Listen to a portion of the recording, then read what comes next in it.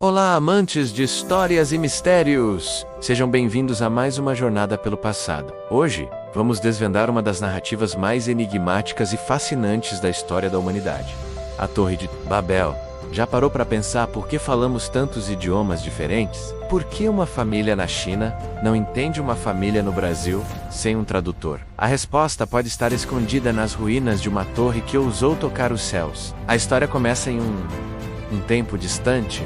Logo após o grande dilúvio, a Bíblia nos conta, no livro de Gênesis, que toda a humanidade vivia em um só lugar e falava uma única língua. Imagine só, uma comunicação perfeita, sem barreiras, onde todos se entendiam. Eles migraram para o leste e encontraram uma vasta planície na terra de Siná, que hoje corresponde à região do antigo Iraque, a Mesopotâmia. E foi ali, naquela terra fértil entre os rios Tigre e Eufrates, que uma ideia grandiosa e ambiciosa surgiu. Eles disseram uns aos outros: venham, vamos construir uma cidade e, nela, uma torre cujo topo alcance os céus. Mas por que essa obsessão com a altura? O objetivo era duplo. Primeiro, eles queriam fazer nome para si mesmos, criar um monumento que perpetuasse sua fama e poder para as gerações futuras. Era um ato de orgulho, uma declaração de sua própria grandeza. Segundo, e talvez mais importante, eles queriam evitar serem espalhados pela face da terra.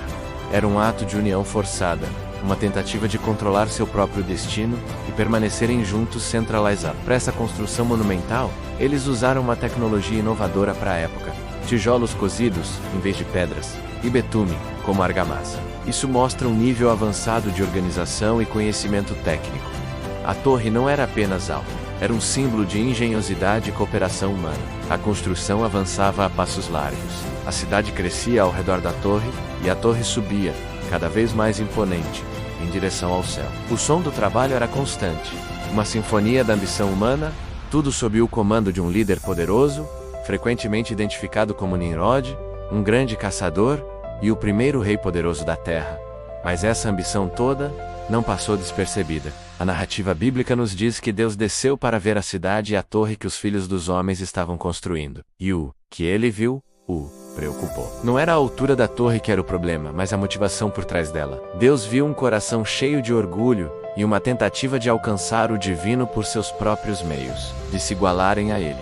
Ele disse: eis que o povo é um, e todos têm a mesma língua. Isto é apenas o começo. Agora nada do que eles intentarem fazer-lhes será impossível.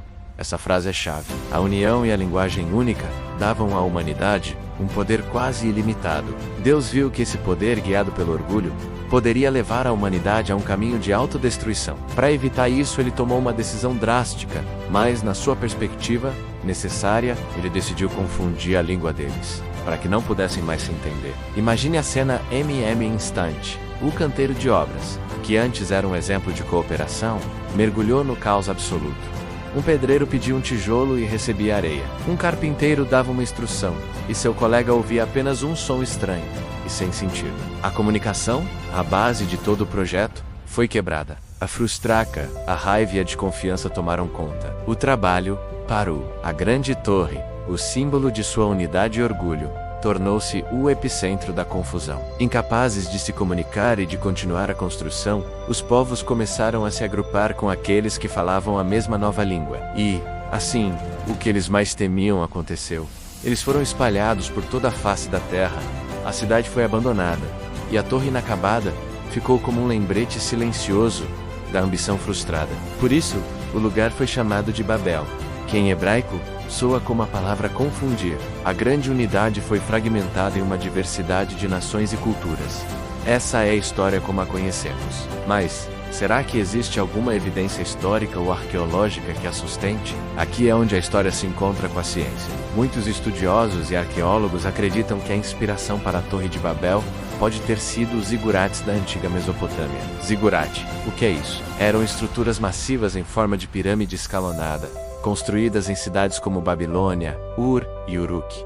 No topo, geralmente havia um templo dedicado a um deus. Eles eram vistos como uma ponte literal entre o céu e a terra, o zigurate mais famoso, e o candidato mais provável para ser a inspiração de Babel. É o Etemenan, que significa Templo da Fundação do Céu e da Terra, localizado na cidade da Babilônia. Este zigurate foi dedicado a Marduk, o deus patrono da cidade. Era uma estrutura colossal, com talvez 90 metros de altura, uma verdadeira maravilha da engenharia antiga. Reis como Nabucodonosor II, o mesmo que conquistou Jerusalém, se gabavam em inscrições de terem restaurado e embelezado o Etemenanque, elevando seu topo até os céus. Soa familiar, não é? É muito provável que os hebreus, durante o exílio na Babilônia, no século VI a.C., tenham visto essa torre imponente e ouvido as histórias sobre sua construção. Para eles, essa estrutura, dedicada a um deus pagão e construída com uma dose de arrogância real, poderia ter se tornado o símbolo perfeito da rebelião humana contra Deus.